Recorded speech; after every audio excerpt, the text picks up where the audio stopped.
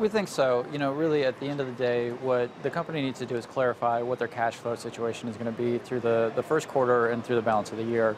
We think there are a couple of key metrics that we're looking for some additional guidance on. One, how they pay this debt, which is clearly going to be cash off the balance sheet, which I think we've kind of digested and we think the street's digested. But then importantly, how they pay for the China capacity ramp, which it looks like they're bidding out financing on that right now. We should get some clarity on that, hopefully, in the next couple of days after they report on what they're going to do there. And then the third thing is really working capital. They've brought down the inventory and process and works in process in the fourth quarter. We think they can free up about $300 million of cash exiting the year, and we'll look at how they finance that working capital through the balance of 2019. How are you modeling out the cash? I mean, given the convertible bond that's triggered March 1st, I mean, even if the stock rallies that much to meet that price, I mean, the expectation is that Tesla will have to pay out those shareholders who opt to convert in cash in some way.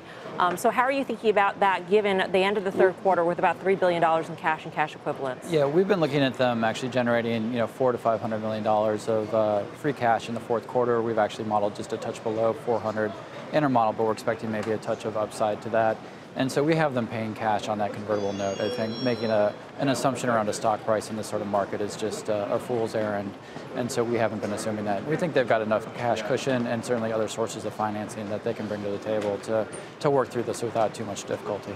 For a long time, Elon Musk just scrambled to ramp up production enough to meet demand for his cars. But with the demise of the tax credits, does it go the other way around now? Does demand go down? Do they have to bring prices down to increase some demand to some degree, and does that go to the profit margins then? What are you outlook on that? I think it's a great question, and I think there's a couple things that we're going to hear a bit more about. So first, I just want to mention that the competitive response from the OEMs, the existing OEMs, has not been tremendous here.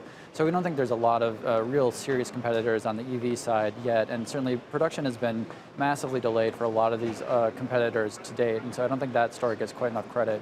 We also think Tesla's been phenomenal at promoting their products and generating demand in advance of them. So we wouldn't be surprised to see a lot more information about the Model Y and potentially the pickup truck as we hear them talk through what their plans are on Wednesday.